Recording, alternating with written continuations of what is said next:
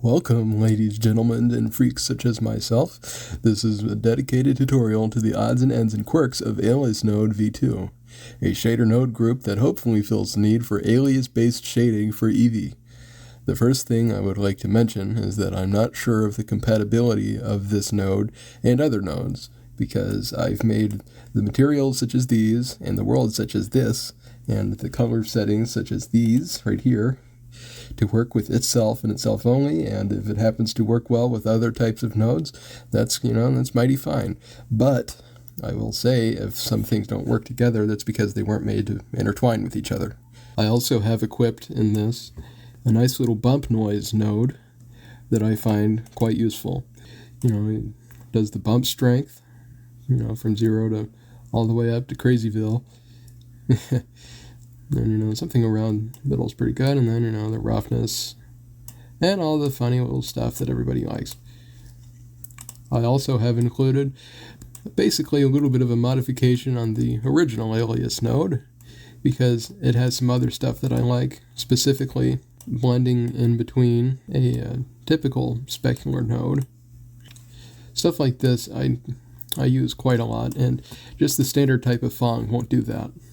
At its max right here, it's just a complete mirror ball of the map, as well as standard old, no fun at all, Lambert shading, because it's important sometimes too, just as a little, thing to have. That's the three main types of nodes that we have and how to use them. Now, something of note is that due to the way this works, it works best with a sun level of 3. If I were to start turning it down, everything would get really muted, and then these two would stick out because I programmed those a bit odd.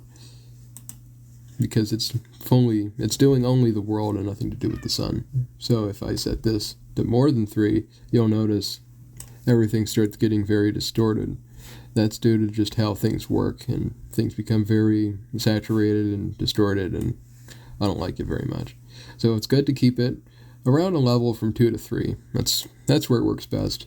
I recommend 3.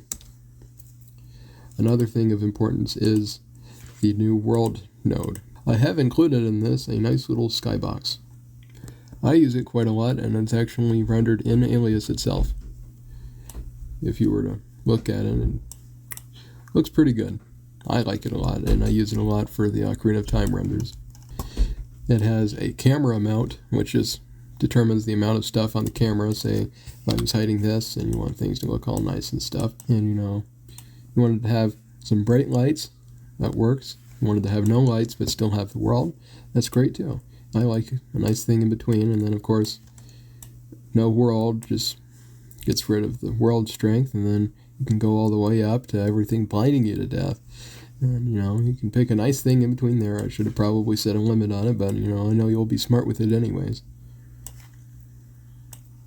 So there's that. It's nice and important. Just get a nice little value right there.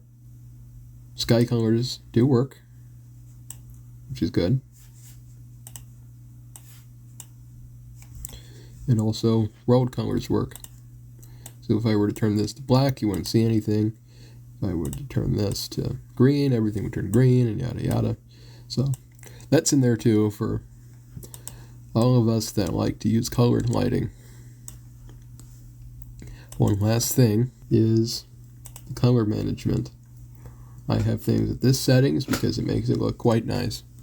If you were to use standard settings like, standard old filmic, and this one it's regular and this one it's regular, it doesn't look that great.